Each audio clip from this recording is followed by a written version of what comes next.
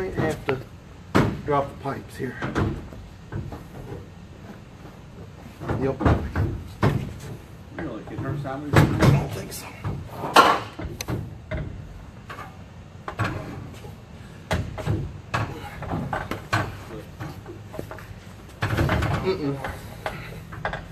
It's not gonna go. Okay. All right. Be with y'all in just a second. Let's do that. Then we'll come back. Will, we're already live, so tell them what's going on. When we got this car of Nick's, we went to the first Pocono race. We put it on the dyno Monday night, make sure everything was good, and we lost second gear right off the bat on the chassis dyno, which is what it's really good for, actually.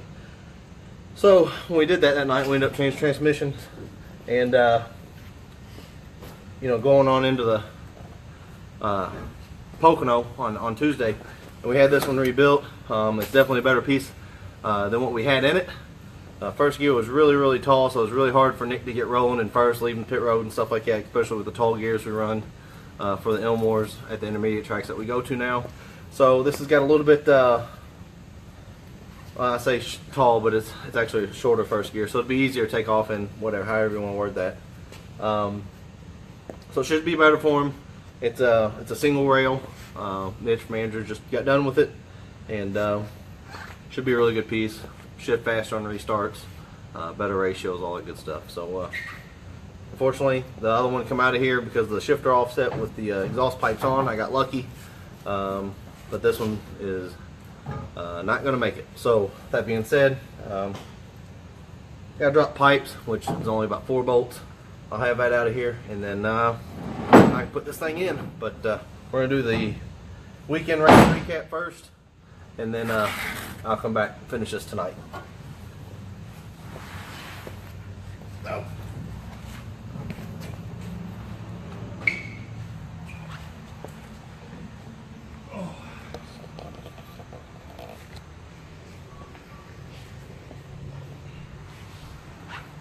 Here, you can see that's where you come in. Is that what I'm here?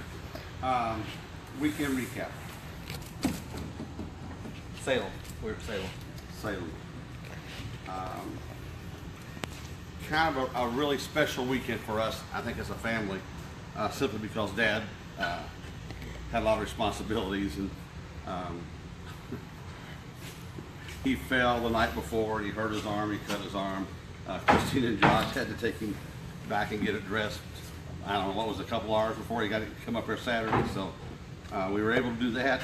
Get him up there. His sweatshirt wouldn't fit. It was cutting his arm. Anyway, what a fiasco. We got everything done. Him being the he surprised me and Christina to show me was when he hollered to start your engines, and did a lot of good things for him. And I can't thank the people, one at Salem for having him, and for ARCA for allowing it to honor him in that way. There was some of the things that he talked about on the way home, and he talked about yesterday, that he did remember a lot of stuff of it and enjoyed it. A pretty special night for him. It's a shame that we couldn't have done a little bit better in the race and stayed around a little bit longer, because I got to hear that rap. I mean, he remembered that the car didn't run as well at the end as it should have, and he was honest about that. But pretty cool weekend for him. And I want to thank all the fans for coming by and being as cordial as you could to him, and talking about him and bringing up some of the old memories that were really special for him there. Just all in all, a really neat weekend for him. And 4 generations. That was I'm always nervous about that. You don't know how long Pop's going to be here, but I was glad he was here for the weekend with little Will and me and you, and having a throwback car and all that kind of stuff. Yeah, it surprised me that he remembered the throwback car, because that was the last car that he actually toured with. He run some races at Milwaukee and run some USAC races and a couple ARCA races, and it really surprised me that he got to remember it, but he remembered exactly. He even told me what happened to the car afterwards, and I didn't really remember that, but pretty cool deal. Again, the throwback the best design was based on fan support, and you know, our fans didn't let us down at Salem. No, they let us win something. Yeah, exactly right. We finally won something, and that was strictly because of you guys being supportive as you were, and we thank you for that as well. On the flip side of it, Gears are cheaper than motors. gears are cheaper than motors. We lost a gear. I can't tell exactly right now. We haven't got it out. We're trying to get Nick's car ready for Chicago, which we leave Wednesday. We've either lost a gear, knocked the pinion apart, or we've lost a Detroit locker, which is something that normally does not happen. Regardless, we were very lucky not to tear the car up. And as we look back over it, we think we had that issue starting to come apart, actually even as early as practice. So we talked about changing the gear after practice just because we thought we needed less RPMs. Explain to people what that does, though. How the locker makes the car. You can't really predict what the car is going to do. I don't know. I thought it should have made the car drive smoother and be smoother than the racetrack, but it's not what that. No. What the locker does actually, when it disengages and engages, when the locker's acting perfect, it pulls both tires at once. When you back at it, that's a free wheel, so the car actually turns better through the turn. When it starts acting up, one wheel can pull at one time, though another wheel pulls at the other time. So realistically, the driver cannot tell if that happens. Sometimes it'll pull real hard to the left, sometimes it pulls real hard to the right, and it becomes pretty tricky to get through a turn. And then as the race, the reason we slowed down so much toward the end is why I think we have a gear actually busted up. I think we were getting part of the gear that was actually getting between the pinion and the ring gear, and was actually making the car actually lock up as it was going down a straightaway. The best way we'll explain it, like somebody was pulling the back of the car occasionally with a chain, and normally that's what does that. So. We were fighting that the last 100 laps. People really couldn't tell, but it was even going on when we had two tires. Unfortunately, it did one thing for about 20 or 30 laps, which allowed me to drive up to 6th. But then after that, it went and did its thing and started changing again. But we were fortunate enough; we were far enough ahead of a lot of cars to where we still salvaged and rode around and got a 10th place finish, which was good for us. You know, we picked up owners' points, and that's important. You know, the season end, because the money you get, you know, on the owner's side allows us to keep our doors open throughout the season, throughout the winter season. And that's something that's much needed. Car's not tore up. Car's not tore up. We'll actually take it with us this weekend to Does Chicago. not look like the coin car. No, it does not look like the Ducoin car, that's for sure. But on the flip side, you know, the positive thing that's come out of the last couple of weekends, we've had a couple of extremely really good qualifying runs. And before you can become competitive in automobile racing, you've got to have speed. And we have found speed the last couple of weeks, and that's, to me, that's the most exciting part of anything we've done the last couple of weeks.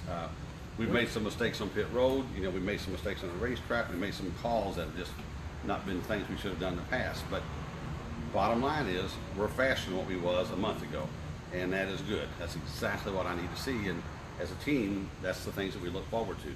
We keep the speed here, you know, we'll start improving our positions, and you know, it'll show. And that's a good thing. It goes back to racing more. I think so. Yeah. This third race, other than Talladega, ORP, I didn't get a fair shake really, but this is my third race consecutively, and it was by far, I felt like my best race. I felt like the car was good, a little different setup than what we usually run, but we had some help from people on that, you know, kind of guiding us and working our way through that, and it worked really, really well. So I think we got something to build on for sure, setup-wise. It was just a little bit different for me and Dad, so the adjustments weren't like they normally would have been. Not that they were odd or different than anybody else would have done, just maybe not in the order that we usually do them. That being said, that's the fastest we ever qualified at Salem. Yes. Qualifying, 17:27. That was really fast. I was really pleased with that, and I gave up a lot center off coming off the tube. Really could not commit to the throttle. The next lap, I committed to the throttle, but the car didn't commit to the racetrack. It was pretty big, but like Dad told me, we just got to keep making our cars better, and we know how to get them there now. And the speed thing goes back to, actually, a lot of you don't follow maybe as much, but we had Nick at Pocono in June with this car, and he actually picked up over 2 to 3 seconds, 5 seconds. I think it's 5 or 10 over But the his first time we got top on speed, track. and he went back and Oh, yeah, where we left and where we picked off. was actually you know, a really extremely competitive car when we went back in August, and that actually almost started the ball rolling, so to speak. And that was from 1st August, and that was a really good sign to see. And actually, I'm kind of excited. I think we go back here. He had a good run at Michigan, and then Bo got in the car, and he had a good.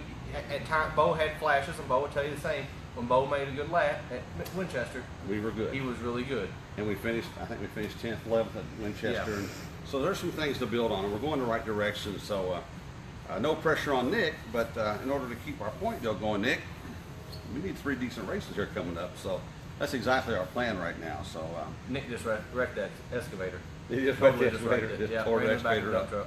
So, but that's good. I mean, everything looked good. Again, I can't thank you guys enough for the support that we had this weekend at Salem. It's pretty cool to have that from home, and you know, it's really funny that the guys from the 78 team come over and said, you know, that's the first time anything with Dale Jr.'s been beaten. I told him that's because he hadn't been to Salem Speedway, and I certainly do appreciate that support. Kind of a big deal for us. I want to say something too. You know, a good friend of ours, Brian Finney, was in right in the middle of the hurricane down there, and Brian texted me this morning and said everything was good and nothing was really bad. And I told Brian, I said, you know, about water to come in there a little earlier, Brian. That car might not have been as hot. You got that fire put out a little earlier. So They needed a Lake Michigan hurricane in Toledo. yeah, exactly. For Brian, that would have helped him. So, but everything's good down there with Brian and Andy and you know and Rob Fisher and a bunch of our Carlos. friends. Carlos, that bunch. Carlos finally got Rob- a generator started. Whose generator? Wow, Somebody's I'm not missing sure. a generator. I'm not sure, but Amanda was complaining that Carlos needed to get his generator started. So everything was good with with our friends down there, and that was an exciting time. A lot of concern about them people this weekend, so we're happy for that. But again, other than that, let's go to Chicago. Pretty sure he covered everything. Anything else you I'm need to fine. add to that? I don't think so. I mean, don't think just so. put transmission in. You All go right. back to work We'll see you all when we race Thursday. Thursday. Thursday. Okay, we'll do a Friday one, I guess. We can do Friday because we got to be in Wanna do Kentucky. Friday On, one? we got to do Kentucky on Tuesday. Yeah, we gotta do a test at Kentucky. So, all right, see y'all Friday. Thanks.